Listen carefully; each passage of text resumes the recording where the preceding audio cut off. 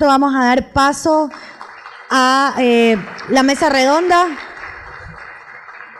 La mesa redonda que hemos preparado, donde vamos a abordar el tema problemática de abuso de poder de mercado en el ámbito de las franquicias. Para eso llamamos, por favor, al licenciado Gabriel Graciuso, quien es director ejecutivo de la Federación Iberoamericana de Franquicias. También estará con nosotros el ingeniero Cristian Coll, quien representa a la empresa farmacéutica Difare, líder en el modelo de franquicia farmacéutica en el país. También tenemos con nosotros al señor Marcelo Castro, gerente de la franquicia Los Ceviches de la Rumiñahui. Está también con nosotros el doctor Leonidas Villagrán, experto consultor en temas de franquicias, y el economista Juan Carlos Jácome, experto consultor en temas de competencia. Como moderador de esta mesa de trabajo estará el economista Jorge Rosales, intendente zonal 8 de la Superintendencia de Control de Poder de Mercado.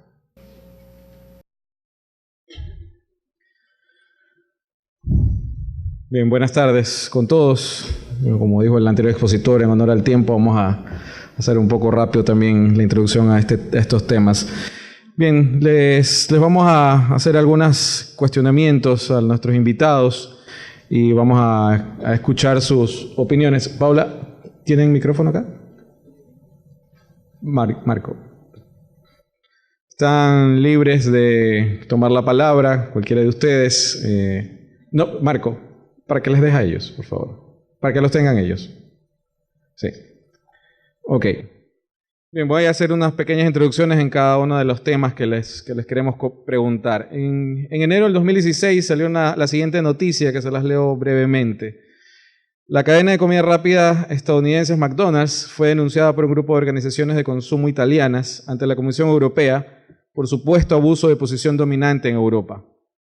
Los denunciantes consideran que la empresa abusa de su posición dominante en el mercado de la comida rápida en el continente al distorsionar la competencia y perjudicar tanto a franquiciados como a consumidores.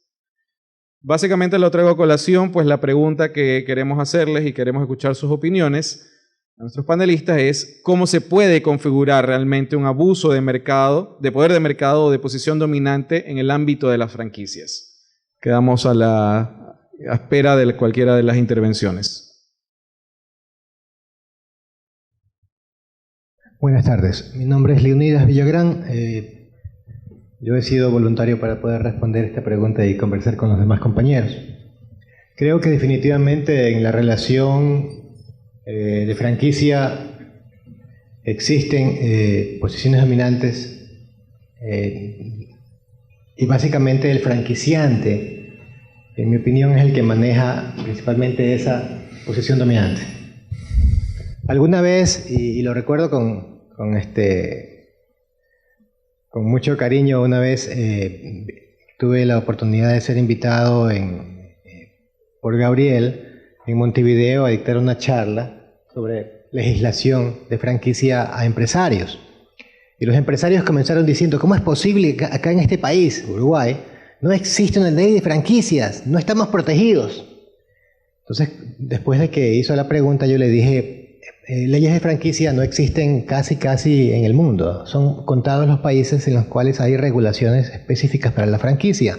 Pero ojo, cuando hay regulaciones en franquicias, no es para beneficiar al franquiciador, sino es para proteger al franquiciado.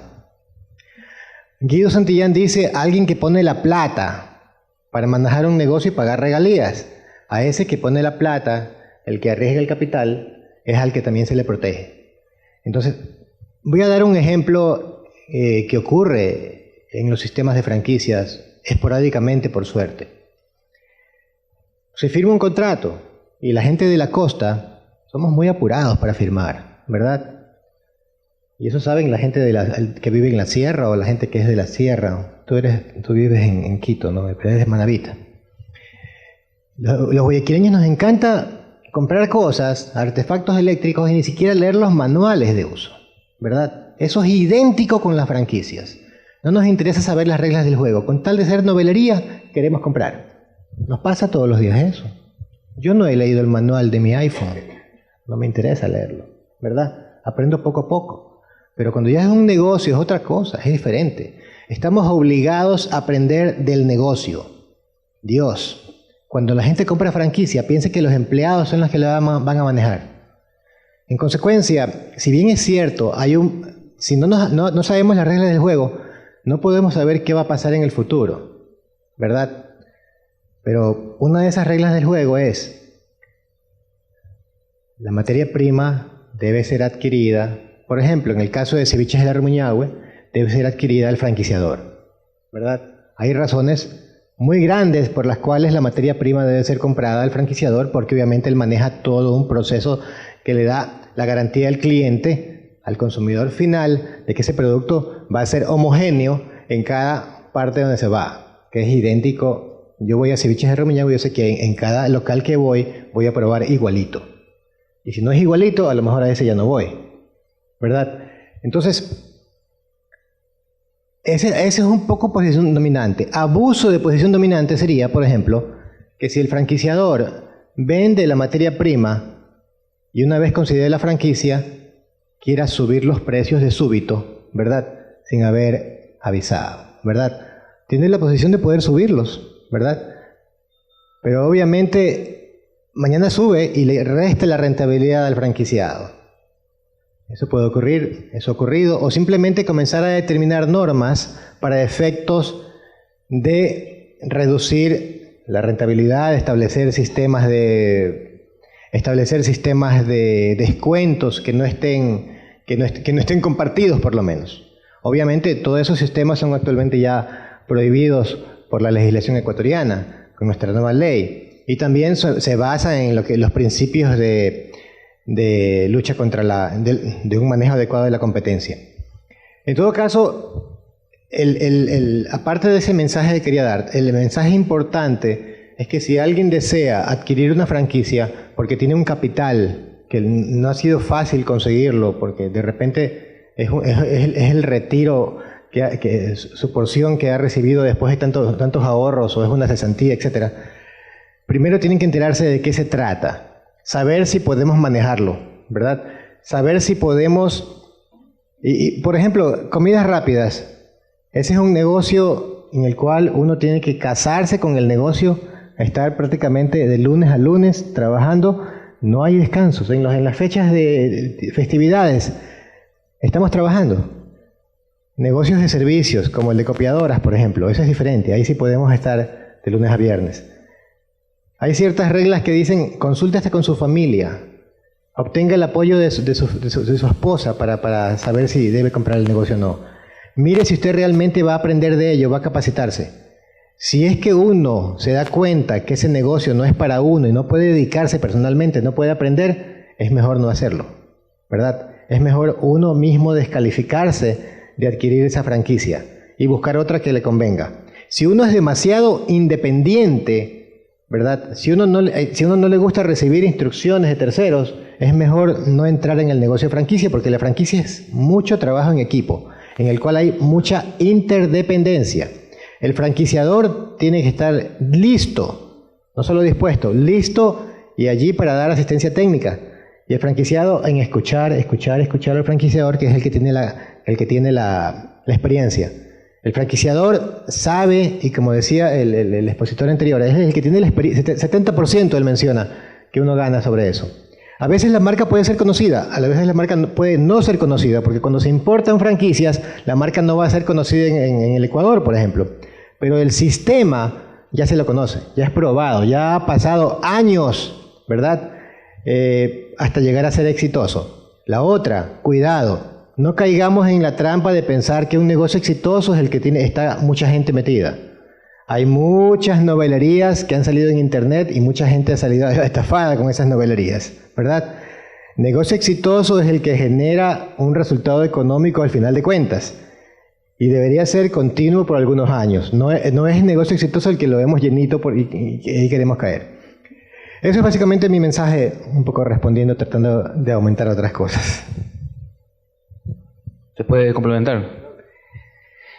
Bueno, yo trato de responder la pregunta de Jorge en línea con la ley. La ley vigente en el Ecuador tiene 3 tipologías de conductas. La primera, artículo 9, que es la práctica de abuso de poder de mercado. Artículo 10 es la práctica de abuso de poder de mercado en un entorno de dependencia económica. Y el artículo 25 es prácticas desleales. Si a mí me preguntan si en estos mercados puede haber una real posición dominante, depende de qué mercado estamos hablando. ¿Ok?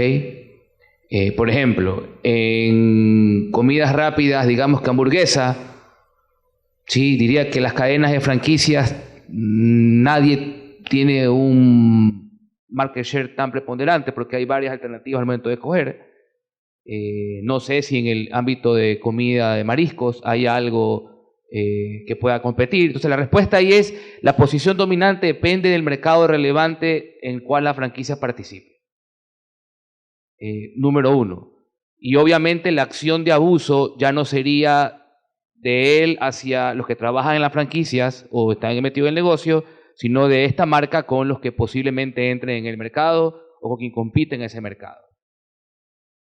Yo creo más que todo que en esencia, digamos que a foja cero, al tiempo de arranque, el riesgo inminente que puede haber en este tipo de negocios es el artículo 10. Es el abuso por el mercado en situación de dependencia económica. Muy seguramente, el que decida optar por comprar la franquicia de tal empresa, ¿sí?, su ingreso dependa de ese giro de negocio, lo cual lo pone en un entorno de dependencia económica al dueño de la franquicia. Y ahí, por ejemplo, en ese artículo 10, si se cambian súbitamente las condiciones, ¿sí?, se está incurriendo en un riesgo de sanción por parte del dueño de la franquicia. ¿Ok? Con el transcurrir del tiempo, digamos que el negocio va en marcha y ya hay toda un giro del negocio más estable en el tiempo, es difícil desmontar el negocio para irse con otra marca.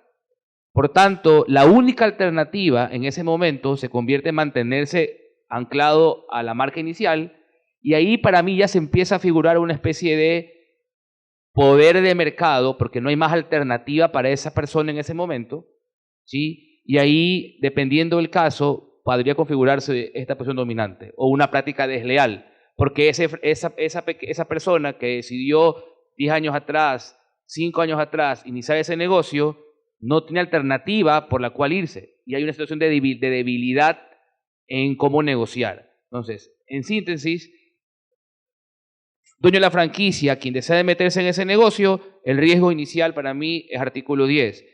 Abuso por el mercado, por la dependencia económica. Pasado el tiempo, ¿sí?, podría configurarse una relación de abuso por el mercado, porque para esta persona no hay más alternativa. Por tanto, su mercado relevante es esa franquicia. ¿Ok? Esto no excluye que pueda haber un poder de mercado de esta franquicia si es que, digamos que en el mercado, me imagino, no es que tenga nada medido, pero que en el mercado de franquicias de comidas que tengan frutos del mar, mariscos, ¿sí?, solo haya 2 marcas y una hace un precio predatorio, ahí podemos hablar de que hay una práctica de abuso por el mercado. ¿Okay? Eso también sería un ejemplo de práctica de abuso cuando hay pocas marcas o alternativas en el mercado. Gracias.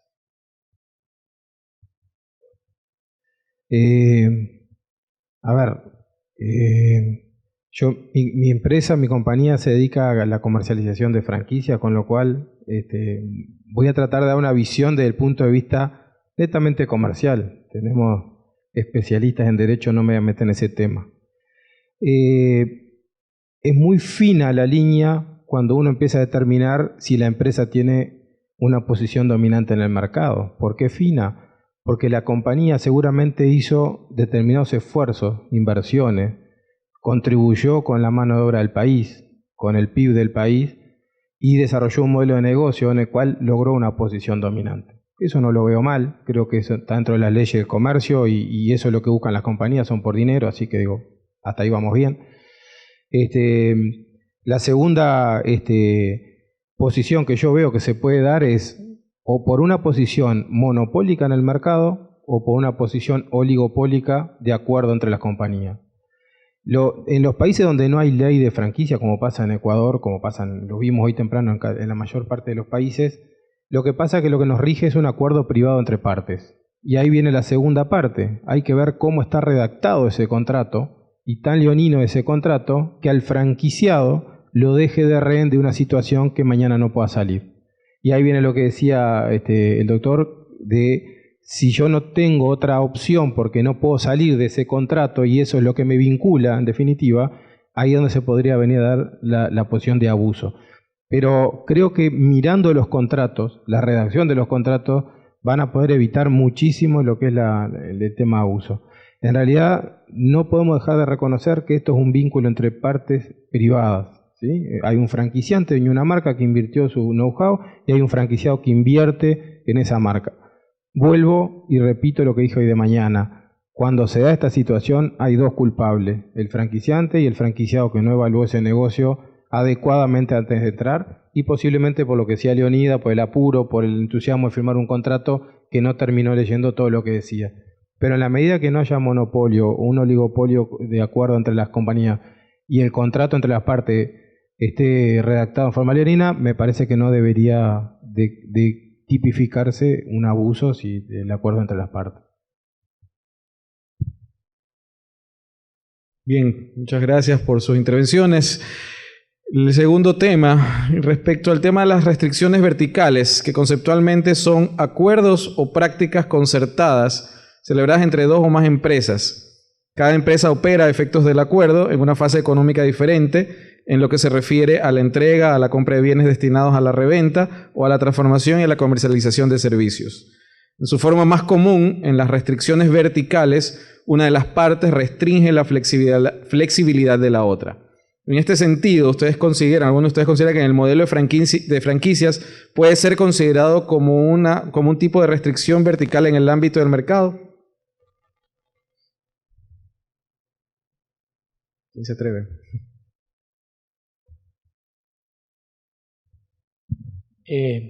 Podría yo comentar sobre esto que, si bien es cierto en el modelo hay dos partes, debe quedar claro de que cada parte tiene que hacer lo que le corresponde.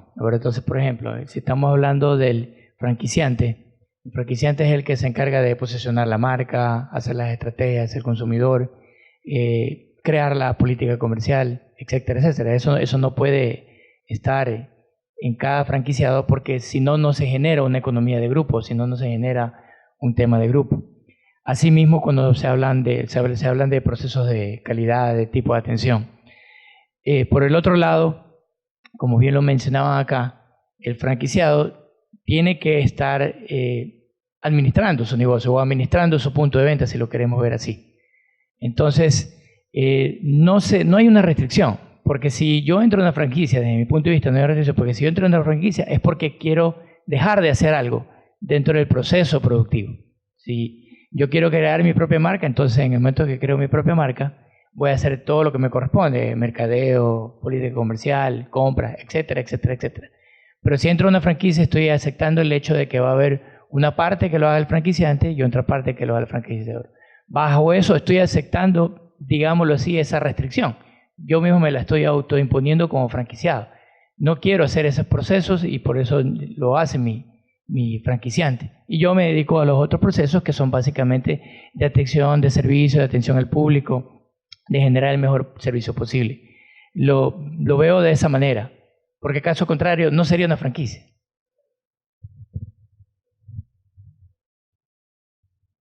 Bueno, definitivamente yo he corrido con algunas experiencias en el tema, en este caso como representante de los servicios de la Rumiñahui. Yo mismo creé el concepto y definitivamente sí hay restricciones verticales porque necesitamos, quienes estamos franquiciando, conservar el concepto esencial del negocio que se está manejando. Entonces, yo diría inclusive que se podría en alguna ocasión considerar que la franquicia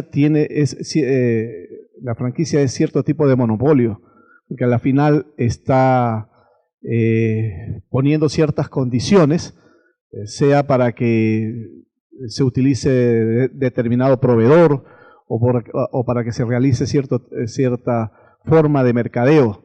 Entonces, hay libertades que no se dan definitivamente en los negocios franquiciados, en los puntos de venta franquiciados. Y definitivamente, como decían los antecesores, es necesario que se analicen bien los contratos, porque el franquiciador tiene que poner ciertas condiciones y que definitivamente tienen que estar enmarcadas en la ley. Pero algunas de esas condiciones que se ponen, pues, se ha buscado la forma que estén enmarcadas en la ley. Sin embargo, de alguna manera pueden ser consideradas que hay restricciones verticales, y como repito, los franquiciados deben tener conciencia de esa parte para que finalmente no ocurran problemas legales futuros y simplemente pues todos nos podamos beneficiar de algo que se ha desarrollado, que se ha comprobado que puede funcionar y que va a mejorar ciertas economías. Así que yo, por mi lado, soy muy defensor del sistema de franquicias, y creo que a pesar de esas restricciones que pueden haber, me parece que es un sistema que funciona y que ha sido comprobado en todo el mundo, y que pueden haber, pues pueden encontrar en muchos lugares cierto tipo de eficiencias, como mencionaron el tema del caso en Italia de McDonald's, ¿no es cierto?, de esa denuncia que se ha realizado. Se puede encontrar que hay algún tipo de perjuicio hacia la comunidad, o que no se enmarca dentro de la ley, pero que de todas maneras se deben analizar todos esos temas. Sin embargo, creo que a pesar de todo, la franquicia es un sistema que nos sirve para desarrollar un producto y que mucha gente se pueda beneficiar de ello. Solo un pequeño comentario para resaltar lo que ha mencionado Marcelo Castro. Ya desde los años 60 en Estados Unidos se hablaba de aquellas restricciones que eran inherentes a una relación de franquicia. Y justamente en lo que se refiere, por ejemplo, al tema territorial o al tema de compras exclusivas o al tema de los productos, básicamente.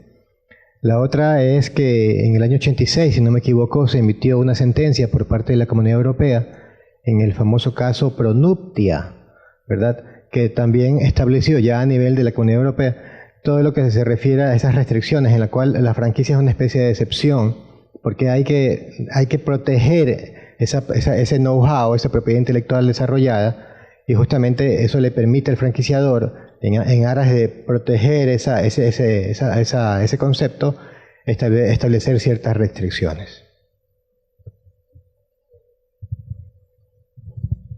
Simplemente un aportecito más, nada más, que a veces lo que está visto como restricción para uno es el beneficio de la red. A veces la restricción que yo puedo tener como franquiciado es el beneficio que tienen mis compañeros de franquicia, de que yo no haga prácticas ilegales o que no invada territorios ajenos. O sea que lo que por un lado parece una restricción, por otro lado es un beneficio para la red. Entonces sí hay y sí siempre va a haber algún tipo de restricción para cuidar todo lo que es el know-how y sobre todo la salud de la red. Si cada uno hace lo que quiere, ¿qué sentido tiene que estemos ahí, no? Solo para complementar.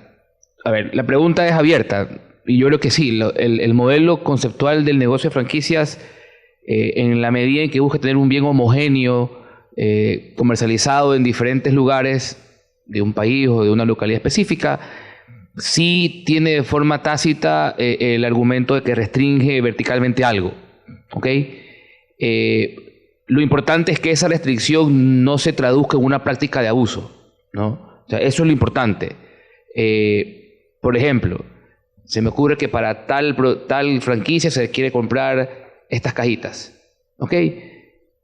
Si esa restricción vertical genera que el dueño de la franquicia sobreprecie el costo de esa cajita en 3 veces más de lo que le cuesta a él para ganarle un dinero más al franquiciado, hay una práctica de abuso que se apalanca en la restricción vertical, ¿ok? Entonces, en sí mismo la restricción no es un problema. El problema es cuando esa restricción se configura ya en una herramienta para abusar, en este caso, de los dependientes, ¿no?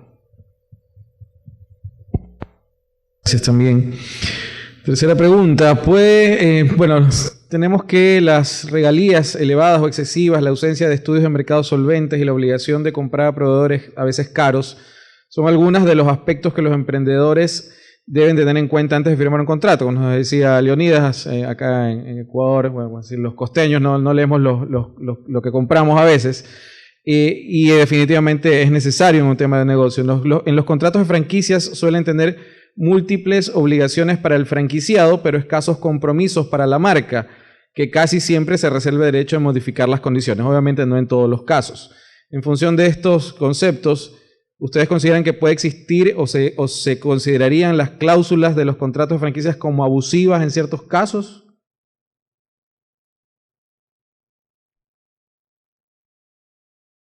Para ir cambiando el orden de inicio, ¿no? Ya veo que todos queremos hablar, así que sí, hay cláusulas que son abusivas y que terminan obviamente teniendo conflictos. A mí me gusta hablar mucho de la franquicia en los términos comerciales, como le vengo repitiendo. Para mí, si una franquicia está bien desarrollada, el contrato se debería guardar en un cajón y mirarlo a ver si es que ya no se le pasó el tiempo y lo tienen que renovar. Cuando estamos mirando el contrato todos los días a ver qué me dijo el franquiciante, qué problema tuve, me parece que hay una relación de concepto. Me parece que todavía no tenemos bien estructurada la idea, el modelo de negocio que vamos a compartir con terceros. Acuérdense que una cosa es manejar la franquicia uno y otra es compartir su modelo de negocio con terceros. No es lo mismo. En este sentido, cláusulas abusivas hay. Por ejemplo, yo he visto infinidad de contratos en varios países donde dice que el franquiciado, si deja la franquicia, no puede trabajar más en ese rubro. No puede hacer más la actividad. En mi país, por ejemplo, eso está penado por la ley, con lo cual no hay restricción al trabajo. Yo puedo trabajar en la medida que quiera. Entonces, el contrato no debería decir que yo no puedo trabajar más en ese rubro. Lo que podría decir es que no puedo trabajar más en esa región, en esa zona, durante un tiempo, pero no que no pueda trabajar más. Con lo cual, automáticamente, esa cláusula que es abusiva termina invalidando el contrato, ¿sí? Otra de las cláusulas que son bastante recurrentes o que no existen las cláusulas, que el franquiciado nunca puede salir del contrato. Solamente el franquiciante puede rescindir el contrato. Esos son modelos de contrato que vienen de más del norte, donde hay otra filosofía, otra idiosincrasia, otra manera de trabajar, que no es la que tenemos nosotros los latinos. Entonces me parece que las cláusulas, los contratos, cuando no tienen cláusulas de rescisión de parte del franquiciado, que obviamente deberán ser justificadas, también son contratos que están cayendo con cierta abusividad. Entonces, si las tienen, el problema es tratar de evitarlas, y para evitar el conflicto es tratar de desarrollar bien el modelo y no estar atrás del contrato todos los días. Sí, quisiera volver a repetir las palabras de Gabriel, en lo que se refiere, lo mejor que le puede pasar al contrato de franquicias una vez que se firma es que esté guardado y que no sea necesario sacarlo del archivo para revisarlo. Han habido casos en los cuales las relaciones entre franquiciador y franquiciado van más allá del contrato. Han habido casos que los contratos vencen y sigue la relación, y se preocupan en una renovación ni en cobrar el derecho de renovación. Hay casos en que un gran franquiciado, un buen franquiciado dice, rebájame la regalía. Obviamente el franquiciador, si ve que es un franquiciador responsable, le va a decir por supuesto que sí, obviamente dependiendo del tema de costos siempre. Ustedes seguramente ya tienen el libro de Kirk Muggleby, cada uno de ustedes. Este amigo nuestro, y que aquí Marcelo, Gabriel también lo conoce, Guido, tenía una frase, no sé si está en ese libro, una frase muy sabia, que ahora está justamente en nuestra legislación, y también que está en las regulaciones de la Comunidad Europea, Unión Europea. La franquicia es un negocio ganar, ganar, ganar. Gana el franquiciador, gana el franquiciado y gana el consumidor. Si logramos esos tres objetivos, estamos haciendo un negocio para todos. no solamente para dos, porque estamos acostumbrados a decir ganar, ganar, ¿no? Que Kirk Magel lo que hizo es incluir al consumidor, que esa persona también gane. Yo creo que lo más importante, además de conocer las reglas del juego, es tener un buen concepto, manejarlo bien y seguir ganando, y que ambas partes, que no es que van a estar ajenas a tener conflictos. Los conflictos o los problemas son inherentes a una relación de convivencia, porque están compartiendo una marca, están compartiendo un sistema, son normales. El decir que no haya conflictos es engañarnos, van a haber, pero abordarlos. Si se genera mucha confianza, las partes, nos confiamos, cuando tenemos confianza, los amigos nos perdonamos hasta los errores, ¿verdad? Eso es lo que debe ocurrir en un sistema, generar muchísima confianza. En el momento que hay desconfianza, comienzan los problemas, y ahí es que sacamos el contratito para ver cuándo vence, para ver si se va, o por lo menos para rogarle que se vaya, porque en América Latina ocurre, tal vez, esperemos, ojalá que se vaya, porque la verdad, mientras me daña la marca, prefiero que piense en cerrar antes de continuar con un daño terrible a toda la experiencia que uno ha ganado por tantos años. Ya, y ya que habla de que sí, que pudiera estar dañando la marca, pues definitivamente ese es uno de los riesgos. Y como si para evitar esos riesgos, pues sí se tienen que poner condiciones. Sí ocurre que muchos franquiciados pudieran estar tomando decisiones que tienden a dañar la marca, y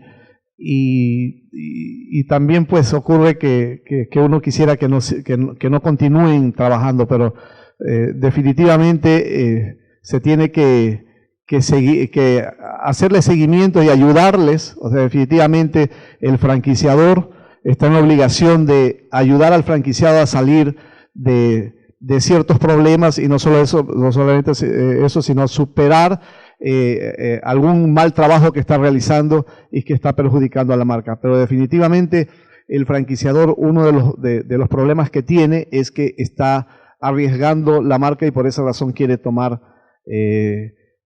ciertas precauciones a través de los contratos, y como decía, exigir pues que el franquiciado siga por una línea. Entonces eso a veces se convierte en un tema difícil de manejar.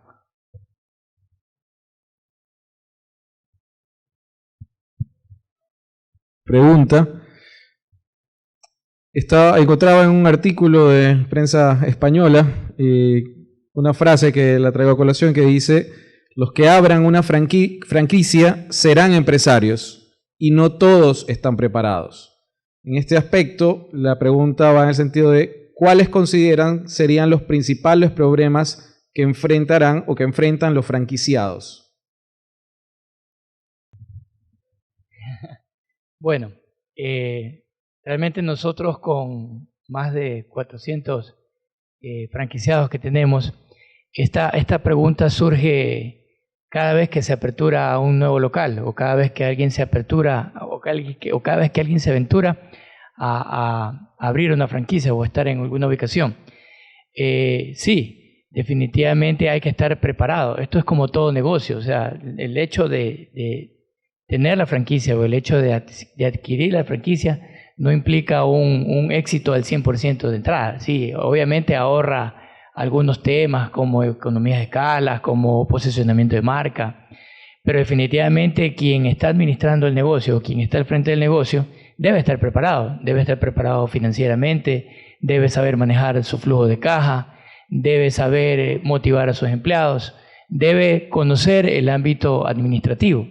Si se piensa que el hecho de que comprar la franquicia o adquirir una franquicia o estar en una franquicia ya se tiene resuelto todo el problema, entonces estamos equivocados. Son ciertos problemas o ciertos procesos, como lo dije anteriormente, los que están ya predefinidos y resueltos, pero no todos. Entonces, definitivamente deben ser empresarios y deben estar preparados. Caso contrario, definitivamente, como todo negocio, no solamente el hecho de ser franquicia, les podría ir mal. Eso es un poco lo que podría comentar sobre esta frase. La pregunta sería si no están preparados para ser empresarios, porque Cuando todos empezamos en algo, normalmente no sabemos y nos preparamos. Yo hoy les comentaba que una de las situaciones fundamentales es la elección del franquiciado. Lo comentó Guido en la ponencia de él también. Cuando uno adquiere una franquicia, adquiere un modelo de negocio exitoso, pero no está comprando el éxito. Si yo me voy a dormir la siesta ahora, que después de comer y todo lo demás vendría bien, mi negocio tal vez no funcionaría. Entonces, si acá hay que separar muy bien, si la persona no está preparada, que no ingrese al negocio, pero por una cuestión de características personales. Si la persona está preparada y tomó la decisión de entrar al negocio, ahí el riesgo puede ser otro, y puede ser que el franquiciante, la empresa, no esté tan bien constituido el modelo para poder dar la asistencia necesaria a ese franquiciado e inducirlo en el negocio de la manera correcta. En la medida que eso pase, y que pasa en el mercado, hay muchas empresas que utilizan el sistema de franquicia como una oportunidad de cobrar unas ciertas tasas de franquicia media rápida, una regalía, y después no saben lo que va a pasar con su negocio.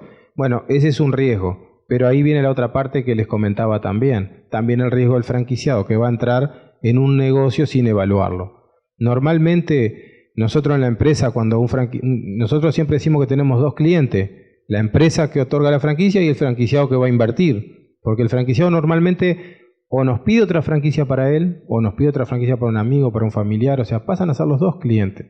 Entonces, antes de que ingrese, antes de que firme el contrato, nosotros le pedimos que pase o 24 o 48 horas conviviendo dentro del negocio. Si es un restaurante, tiene que estar por lo menos 2 días trabajando atrás del mostrador, porque a todos nos gusta comer. Parece que es fácil lo que hace el otro, pero el negocio de la gastronomía suele ser de lo más complejo. Inclusive lo que decía Leonidas hoy, mientras todos estamos saliendo a festejar, a comer, a divertirnos, hay alguien que nos está atendiendo, y eso hay que tenerlo en cuenta. Entonces, a la hora de firmar, me gusta el negocio, me gusta la marca, me gusta la comida, y firmo, pero no evalué lo que tengo que pasar atrás y todo lo demás. Entonces, lo separaría en eso, ¿no? A veces las personas no están preparadas para ser empresario, y eso no es la culpa del modelo de franquicia ni de ningún modelo de negocio. Las estadísticas que yo les mencionaba hoy, les decía que solo el 15% de los negocios en forma independiente pasan o llegan al 5º año, y la mayor parte se muere entre el 1 año y medio y los 2 años. Eso tiene que ver con que las personas no están preparadas para tener un negocio.